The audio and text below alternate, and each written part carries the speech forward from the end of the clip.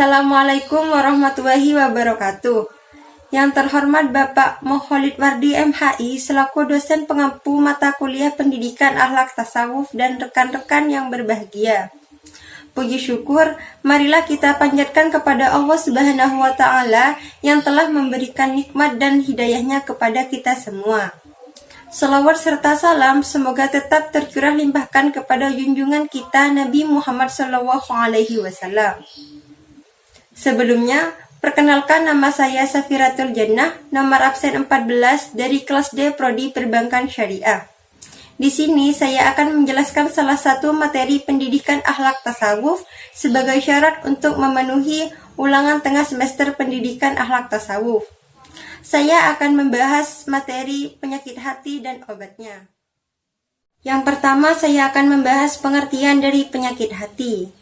Penyakit hati adalah kelainan kepribadian yang ditandai oleh adanya mental dalam dan gangguan emosional yang mengubah individu normal menjadi tidak mampu mengatur dirinya untuk menyesuaikan diri dengan lingkungannya. Dalam perspektif Islam, penyakit hati sering diidentikan dengan beberapa sifat buruk atau tingkah laku tercela.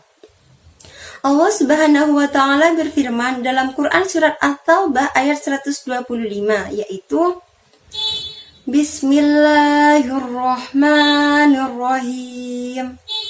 Wa ammal ladzina fi qulubihim maradun fazadatuhum rijsan ila rijsihim wa matu wa hum kafirun. Yang artinya, dan adapun orang-orang yang di dalam hatinya ada penyakit, maka dengan surah itu akan menambah kekafiran mereka yang telah ada, dan mereka akan mati dalam keadaan kafir. Selanjutnya saya akan membahas beberapa macam penyakit hati sekaligus contohnya. Yang pertama yaitu riya atau pamer.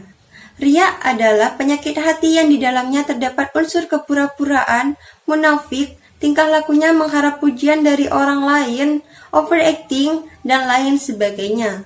Contoh dari riya yaitu pada zaman sekarang kita sudah tahu bahwa banyak pengguna sosmed yang suka memposting suatu hal yang tidak perlu, seperti halnya harta benda maupun ibadah mereka, yang mana mestinya itu tidak perlu untuk diumbar.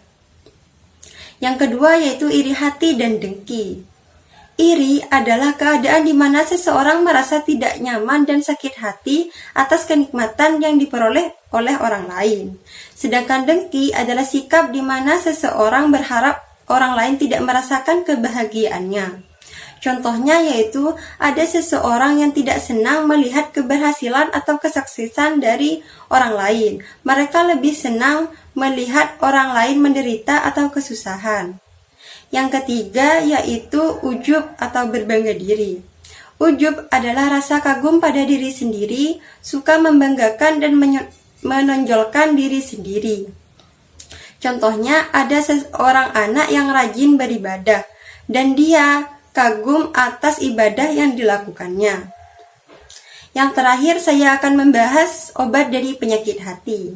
Penyakit hati bisa diobati dengan beberapa hal, seperti halnya memperbaiki sholat, membaca Al-Quran dan maknanya, memperbanyak amal soleh, meninggalkan maksiat, rajin bersedekah. Seperti itulah pembahasan mengenai penyakit hati dan obatnya. Semoga apa yang disampaikan dapat bermanfaat bagi kita semua.